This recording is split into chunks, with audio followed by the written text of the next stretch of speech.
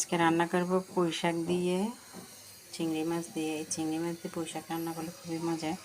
পেঁয়াজ কাঁচামরিচ সব কিছু কেটে রাখলাম, এখন দিয়ে দেবো এটাকে।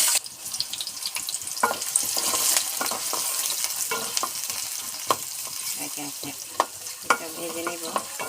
পুঁই শাক দিয়ে চিংড়ি মাছ খুবই ভালো লাগে। তো থাকেন আমার সাথে, কীভাবে রান্না করে দেখাবো। দিয়ে দিব লবণ,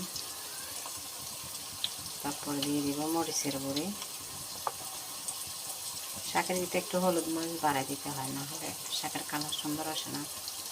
দিয়ে দিলাম হলুদ, বাস এগুলো দিয়ে রান্না করবো। এখানে মনে হচ্ছে লবণ একটু কম হবে, এই তো নেড়ে ছেড়ে নেব। শাক যে কোনো শাকের মধ্যে হলুদ মরিচ আমরা তো একটু বাড়াই দিই, শাকে হলুদ মরিচ টান ফেলে। এই তো তারপরে দিয়ে দিব পানি, হালকা করে পানি দিয়ে দিব।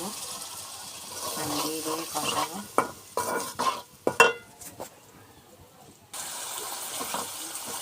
হলুদ মরিচ কষানো শেষ, এখন দিয়ে দিব চিংড়ি মাছ। চিংড়ি মাছ এগুলো দিয়ে আসলে তরকারি রান্না করলে খুবই মজা হয়।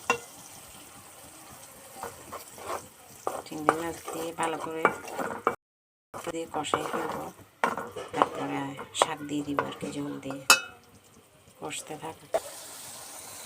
কষানো কিন্তু শেষ, এখন দিয়ে দিব পুঁই শাকের ডাঁটা কমই। তো এই চিংড়ি মাছগুলো দিয়ে কিন্তু লাউ রান্না করলেও ভীষণ মজা, যে কোনো তরকারি মজা হয়। তো আমি আজকে পুঁই শাকই রান্না করব।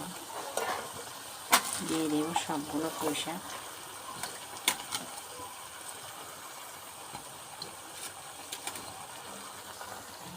তো নেড়ে চেড়ে দিব। এই তো শাকটা আমি নেড়ে চেড়ে দিলাম, এখন বসিয়ে দিব। তো দ্বিতীয় পার্টের জন্য অপেক্ষা করুন।